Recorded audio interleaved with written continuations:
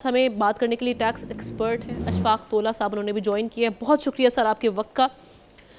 ये दो खबरें जो हमारे सामने हैं, एफबीआर के चेयरमैन ये बात कर रहे हैं कि आपके टॉप 5 जो वेल्दियस्ट हैं वो अशराफिया है, वो टैक्स अदा नहीं कर रहा। इसके साथ साथ हम ये देख रहे हैं कि जो इस हवाले से क्रैकडाउन भी किया जा रहा है और जो बड़े बड़े इंडस्ट्रियलिस्ट हैं उनके सीएफओज गिरफ्तार हुए हैं टैक्स फ्रॉड में। इन क्रैकडाउन से फ़र्क पड़ेगा कुछ, और ये जो अशराफिया टैक्स अदा नहीं कर रही, ये कितना इम्पैक्ट करेगा इस मामले को?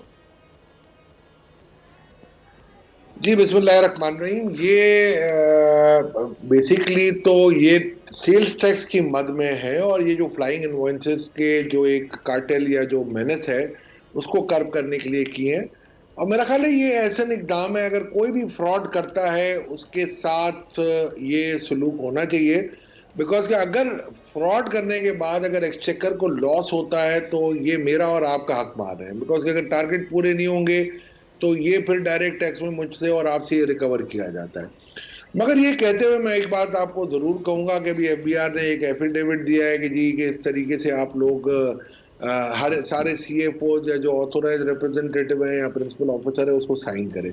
वो भी मेरा ख्याल है आपकी लॉ के खिलाफ है।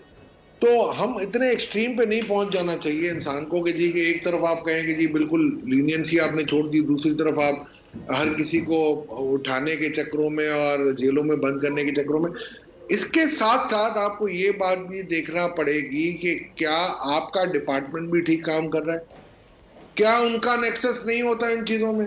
अभी आपने सुना होगा कि एक बहुत बड़ा फ्रॉड हुआ था और उसका जो मेन परपिट्यूएटर था उसने या तो खुदकुशी किया, वो मुर्दा पाया गया, और उसमें ये जरूरी हमें पता था कि मेरा ख्याल है उसमें डिपार्टमेंट के भी कुछ लोग हो सकते हैं। दूसरी जानिब अगर मैं उन चीजों को देखते रहूं, एक और लड़का था जो दुबई भाग गया, तो हुआ हैज फैसिलिटेटेड देम। ये सबसे पहली इंक्वायरी होनी चाहिए कि क्या एफबीआर में एक माफिया खुद का इनका काम नहीं कर रहा कि जो 10% 15% दे के रिफंड करवाते हैं।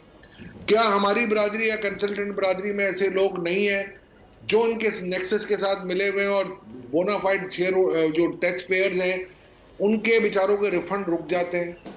फास्टर के रिफंड जो 7 दिन में क्लियर होने चाहिए अब 2-2 महीने में क्लियर हो रहे हैं। आप ये एफबीआर को नहीं नजर आ रहा, एफबीआर को ये भी नजर आ जाना चाहिए कि पिछले इसी छमाही में जुलाई सितंबर में आपने अराउंड 40 बिलियन के सेल्स टैक्स की फास्टर रिफंड दिए थे, इसमें तो 15 दिए। तो ये भी तो सफोकेट करते हैं और लोग ये इंटाइस होते हैं फिर कि यार गलत काम करें।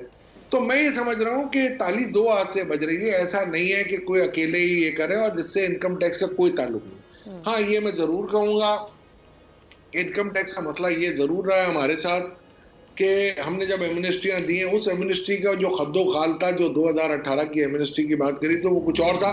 और कुछ इन्फ्लुएंशियल लोगों ने अपने फेवरेट कंसल्टेंट्स के साथ मिलके, बड़ी फर्मों में कुछ जो मौजूद थे लोग, उनके साथ मिलके उन्होंने वो एमनेस्टी के खद्दो खाल को चेंज करवाया।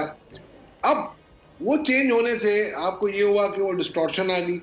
अब आप किसी भी जो high and high net worth individual उसके टैक्सेशन पे जाते हैं तो उसकी पूरी एमनेस्टी डिक्लेयर है।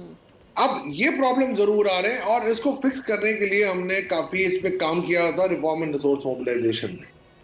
आप उसकी रिपोर्ट को इंप्लीमेंट कर दें, आपकी 70% प्रॉब्लम्स आपकी हल हो जाएंगी।